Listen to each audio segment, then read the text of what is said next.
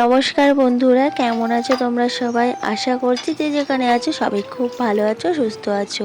আর আমি বাপের বাড়ি এসেছি, তোমরা দেখেই বুঝতে পারছো অনেকেই। তো বাপের বাড়ি থেকেই আবারও একটা নতুন ভিডিও শুরু করছি তোমাদের সবাইকে সঙ্গে নিয়ে। তো 3-4 দিন আগে বাপের বাড়ি থেকে একটা ফোন গেছিলো। খবরটা ভীষণই খারাপ একটা খবর গেছিলো, যে খবরটা শুনে আমার পায়ের তলায় মাটি সরে গেছিলো। সংসারে সব কাজকর্ম ফেলে রেখে ছেলেটাকে কোনো রকমের জামাকাপড় পরিয়ে, ওর জন্য 2-3টে জামাকাপড় নিয়ে আমি এক জামা কাপড়ে ছেলেটাকে নিয়ে একাই বাপের বাড়ি চলে এসেছি। তখন বেলা 11টার মতো বাজে, আমি মাছ কাটতে বসেছি। সেদিন মাছ নিয়েছিলাম, মাছ কেটে দেয়নি। একটা বড় রুই মাছ নিয়েছিলাম 1 কেজি ওজনের। তো সেই মাছটা সবে গলাটা আমি কেটেছি, তখনই মা ফোন করে বলে ছোটো পিসির ছেলে মারা গেছে। ছোটো পিসির ছেলেটার না বেশি বয়স না, ওই 30-31 মতো বয়স হবে, আমার থেকে 6-7 মাসের বড়। আমরা একই বয়সী। আর ছোটো পিসির বাড়ি আমাদের বাড়ির পাশেই। তো সব সময় আসতো, আর ছোটো থেকেই একসাথে বড় হয়েছি, খেলাধুলো করেছি। তো খবরটা শুনে না আমি অবাক হয়ে গেছি। কি বলছো? এমনিতেও শরীর খারাপ অবস্থায় হসপিটালে ভর্তি ছিল। ও একটা অ্যাক্সিডেন্ট করেছিল আজ থেকে 10-11 দিন আগে। তো অ্যাক্সিডেন্ট হলে ওকে হসপিটালে ভর্তি করা হয়েছিল, ওখান থেকে আবার অন্য কোনো হসপিটালে ট্রান্সফার করেছিল।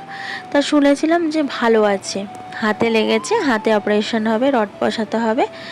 একবার অপারেশন হয়েছে, আবার 15 দিন পর আবার একবার অপারেশন করতে হবে। তো যাক, শুনে শান্তি যে ভালো আছে। হঠাৎ করে কি হলো কে জানে, যে এরকম একটা দুঃসংবাদ চলে এলো। তো বিশ্বাস করো, সেই মাছটা না আমি আর একটাও টুকরো কাটতে পারিনি। মাছটাকে আমি ওইভাবে আস্তে কিচ্ছু ছাড়ানো হয়নি, ওইভাবে ডিপ ফ্রিজে ঢুকিয়ে, আরও সব কাজকর্ম ছিল, জামা কাপড় ভেজানো ছিল, সব ফেলে রেখে ছেলেটাকে একটা জামা কাপড় পরালাম, আর ওর জন্য 2-3টে জামা কাপড় নিলাম, আর আমি এক জামা কাপড়ে ছেলেটাকে নিয়ে বেরিয়ে পড়েছি। স্টেশনে গিয়ে 1 ঘন্টা দাঁড়িয়ে, ট্রেন নেই। আমিও স্টেশনে ঢুকেছি আর ট্রেন বেরিয়ে গেছে। তারপর 40 মিনিট পর ট্রেন। দাঁড়িয়ে রয়েছি, ট্রেন নেই। একা একা বুঝতে পারছি না কি করব। সকালবেলা 1 কাপ চা খেয়েছি, আর কিছু খাইনি। বেলা 12টা বেজে গেছে, 12টা 40-এ ট্রেন। তারপর ট্রেন ধরে বাবার বাড়িতে যাই। তো এই লাইফে ফার্স্ট আমি এরমভাবে একা একা বাপের বাড়ি গেছি। তো যাই হোক, এরকম একটা খবর শুনলে কেউই বাড়ি বসে থাকতে পারে না। যে যে যে অবস্থায় থাকুক না কেন, সে কিন্তু ছুটে যাবেই। আর সবচেয়ে বেশি খারাপ লাগছে, ছোটো পিসির এই একটাই ছেলে, আর সেই ছেলেটা এরকম অবস্থা হলো। সেই পিসিটার তাহলে কি অবস্থা হচ্ছে বলো? আমার শুধু সেটাই চিন্তা হচ্ছে। তো তারপর সেদিনকে আর আনেনি ওর ডেড বডি, তার পরের দিন এনেছিল। কি গন্ডগোল হয়েছিল, ওরা 2-3-4 রকম হসপিটাল নার্সিংহোম করেছিল। তো সেই সব জায়গার ডকুমেন্টসগুলো এক জায়গায় করতে পারিনি, তার জন্য না বডিটা আনতে পারিনি বাড়িতে। পরের দিনকে আরজিকর থেকে পোস্টমর্টম করিয়ে তারপরে নিয়ে এসেছে। তো সত্যি এতটাই মানে একটা দুঃখজনক ঘটনা, তোমাদের কি বলবো। সারা পাড়ার লোক, মানে ওখানটা এত লোক জমে গেছিলো ওকে দেখতে আসার জন্যে। রাত 10টার সময় ওর বডি এনেছে, তো ওই জন্য ভিড়ে উপচে পড়ছে, সবাই ওকে দেখতে এসেছে। আর কি চিল্লিয়ে কাঁদছে সবাই, জানো। তো সেই সময় মুহূর্তে আমি কোনো ভিডিও করতে পারিনি, কারণ সেই পরিস্থিতি আর সেরকম অবস্থা আমার ছিল না। তার জন্যই 3-4 দিন কোনো ভিডিও করতে পারিনি। তো আজকে ভাবলাম বাবার বাড়ির চারিপাশটা তোমাদেরকে দেখাবো। চলো বন্ধুরা, আজ তোমাদের দেখায় আমার বাবার বাগান বাড়িটা। আর আমার বাবা সারা বাড়িতে কেমন সবজি গাছ, ফুল গাছ লাগিয়ে ভর্তি করে রেখেছে, সেগুলোই তোমাদের সঙ্গে আজকে শেয়ার করব।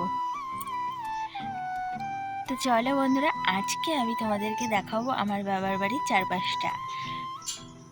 আর আমার বাবা বাড়ির চারিদিকে কেমন সবজি গাছ লাগিয়েছে, ফুল গাছ লাগিয়েছে, সেগুলোই তোমাদেরকে দেখাবো। তো প্রথমেই দেখো, এখানেই দেখতে পাচ্ছ কত রকমের সবজি গাছ লাগিয়েছে। এই গাছগুলো অনেকেই চেনো না, এটা একটা কিন্তু সবজি গাছ। তো এই গাছটাতে কি সবজি হয় বলো তো? এই গাছটাতে ঢ্যাঁড়স হয়।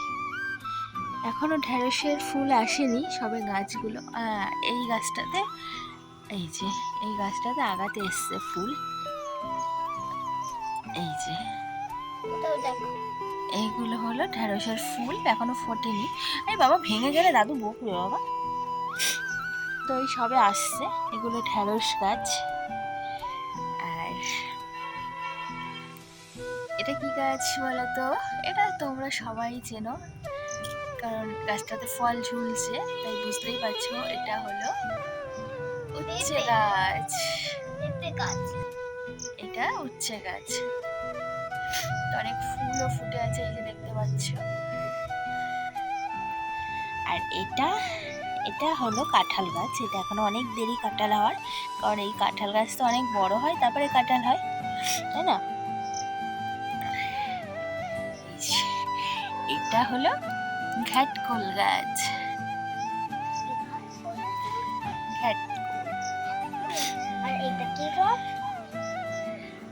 আর এই যে এই গাছটা, এই গাছটা হলো, এটা হলো ওল গাছ। আর এই যে পাশে এই যে এটা হলো কচু গাছ। কত রকমের সবজি আমাদের বাড়িতে আছে, শুধু গুনে মিল করতে পারবেন। অনেক সবজি গাছ লাগিয়েছে বাবা, আর সেই সঙ্গে ফুলও গাছ লাগিয়েছে।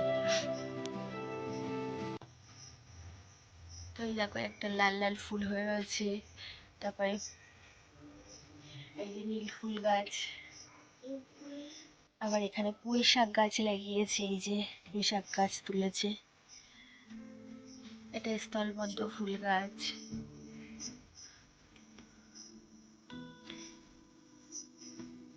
এটা নয়নতারা ফুল গাছ। আবার এখানে একটা নীলকণ্ঠ ফুল গাছ তুলে দিয়েছে। মানে চারিদিকটা দেখো, অ্যাকচুয়ালি বললে বোঝাবে আমাদের বাড়িটা হলো বাগান বাড়ি।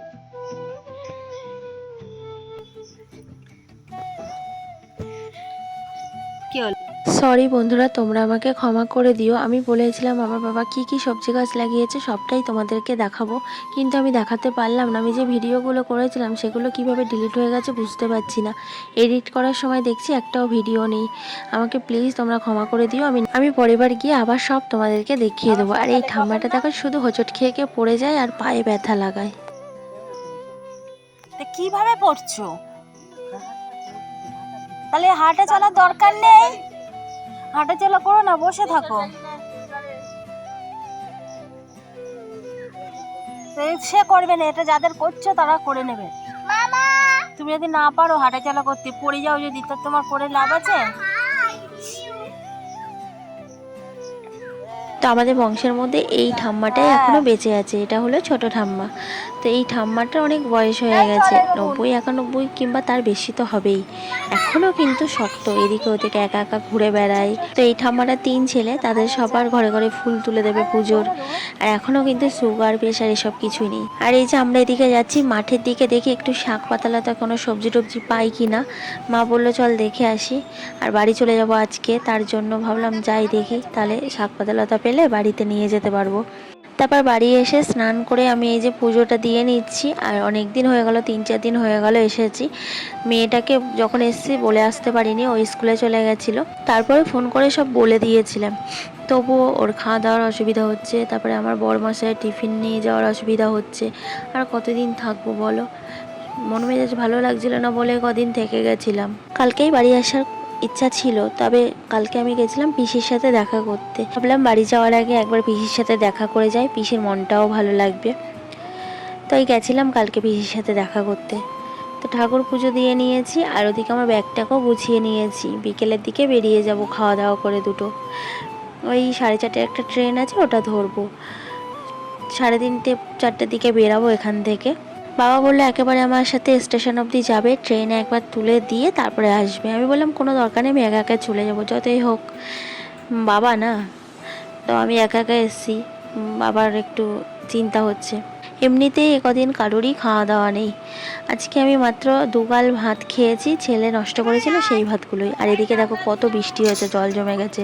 তো রেডি হয়ে বেরিয়ে পড়েছি। আর এখানে কতগুলো পায়রা কি সুন্দর উড়ছিল। এটাও আমার একটা কাকার বাড়ি, আর এত দারুণ লাগছিল। তো এই যে আমাদের বাড়িটা একটু ভিতর সাইডের দিকে, এরকম রাস্তার ধারে হলে কত ভালো হতো না। আর বলো না, ম্যাজিক থেকে নেমে স্টেশনে আসবো একটু হেঁটে আসতে হয়। তো এত জোরে বৃষ্টি এলো, পুরো ভিজে গেলাম। দেখো জলে জল হয়ে গেছে দিকটা। আর এখন গুড়ি গুড়ি বৃষ্টি পড়ছে, থেমে গেল যে স্টেশনে এলাম। তো তো এখনও খবর হয়নি। চলো বন্ধুরা, আমার ভিডিওটা এই পর্যন্তই। ভালো যদি লেগে থাকে লাইক করো আর কমেন্টস করে জানিও আমার ভিডিওগুলো তোমাদের কেমন লাগছে। চ্যানেলটা সাবস্ক্রাইব করে তোমরা সবাই আমার পাশে থেকো। টাটা।